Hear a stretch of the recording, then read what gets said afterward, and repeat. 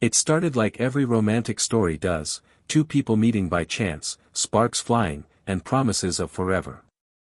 In September 2006, Jodi Arias, a striking, soft-spoken photographer from California, walked into a business conference in Las Vegas.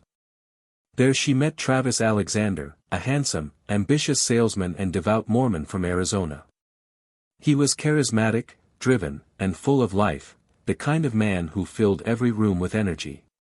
For Jodi, it was instant. She later said meeting him felt like lightning struck. Travis, too, was drawn to her charm and beauty. Within hours, they were laughing like old friends.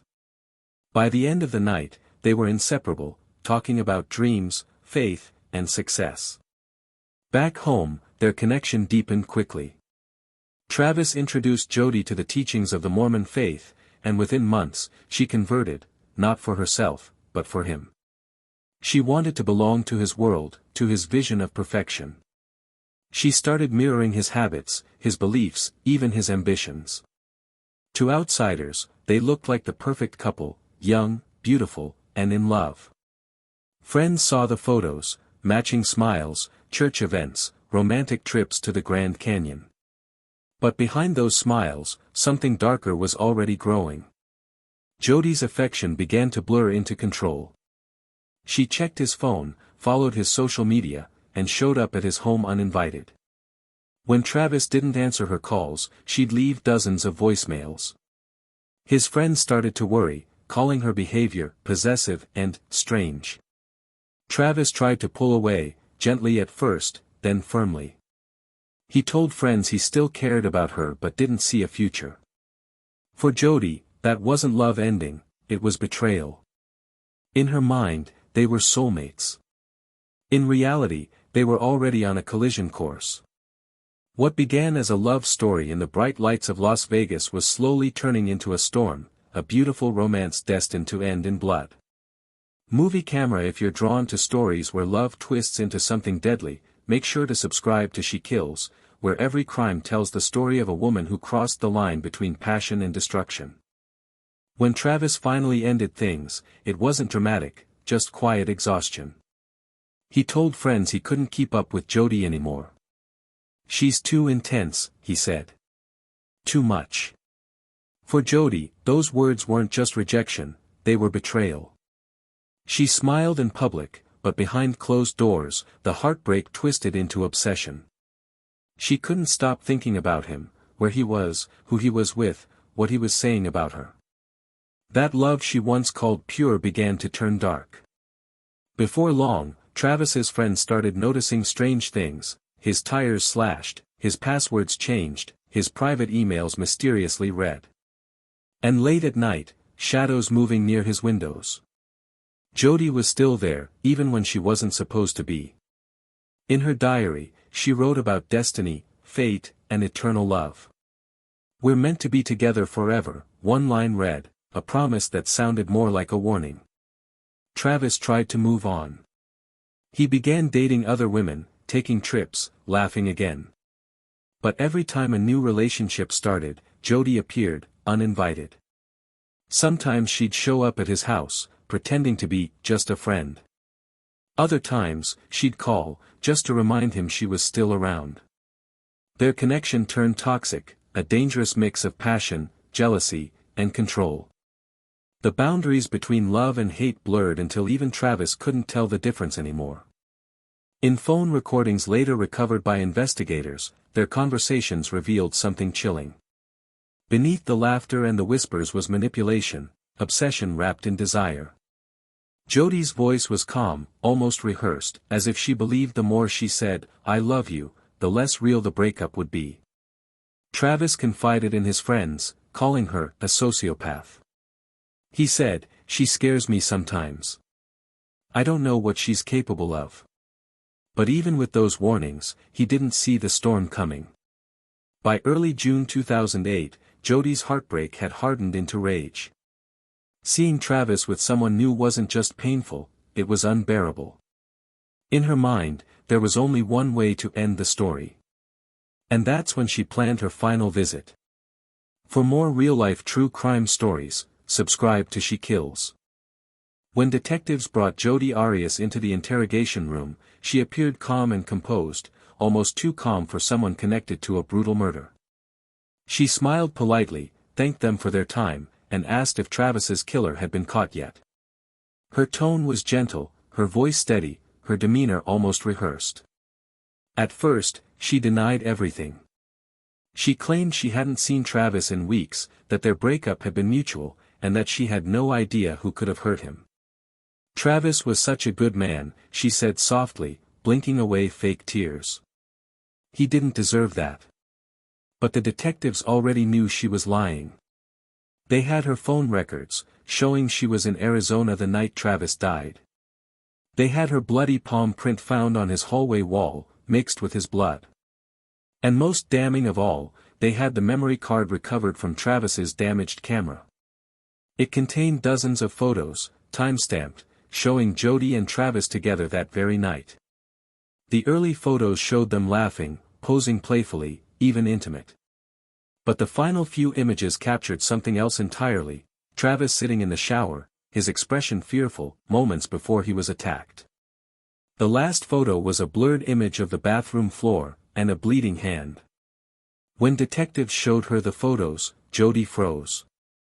Her smile faltered for just a second before she composed herself again. "That's not me," she whispered at first. Then, realizing denial was useless, she took a deep breath and crafted a new story. Two masked intruders, she said, had broken into the house. They killed Travis, but for some reason spared her.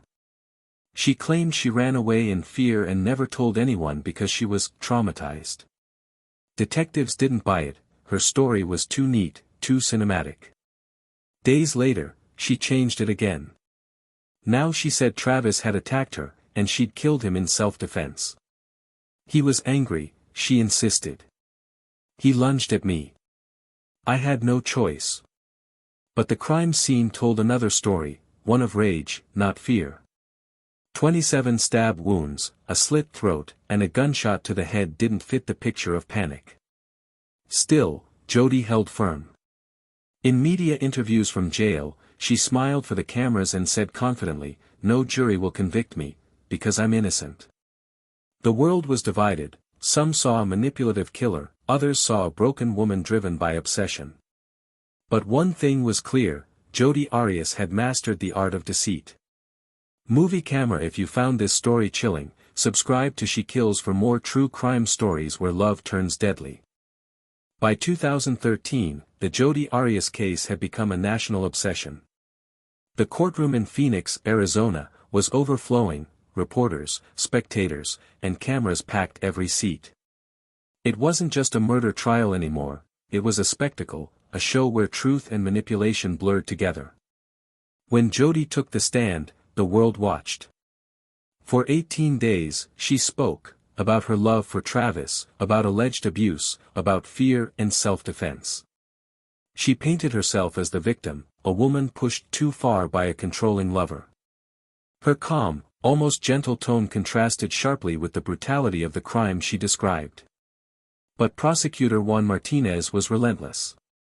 In fiery cross-examinations, he tore apart her stories, exposing contradiction after contradiction. Jodi claimed she dropped the camera and Travis snapped, but the timeline and evidence didn't match.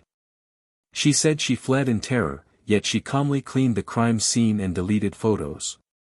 The jury was shown everything, the explicit pictures, the recovered camera, the journal entries filled with obsession, and finally, the haunting crime scene photos. Each piece revealed another layer of manipulation. Every time Jodi smiled or joked on the stand, the illusion of innocence cracked a little more. Her testimony swung wildly, crying one moment, smirking the next. The performance was mesmerizing and disturbing all at once. The media called it the trial of seduction, where a killer's charm became part of the evidence. After months of testimony, the verdict came, guilty of first-degree murder. The jury couldn't agree on the death penalty, forcing a mistrial in sentencing. Eventually, Jodi Arias was sentenced to life in prison without parole, a lifetime behind bars for the murder of Travis Alexander. Even years later, from her prison cell, Jodi continues to give interviews, insisting she acted in self-defense. But for most, her story isn't one of survival, it's one of obsession, control, and destruction. Because love, when twisted by possession and pride, can turn deadly, and Jodi Arias remains the chilling proof of that. Movie Camera. If you were captivated by this story, subscribe to She Kills for more real-life tales where love turns to murder. Top of form. June 4, 2008, a scorching summer day in Mesa, Arizona.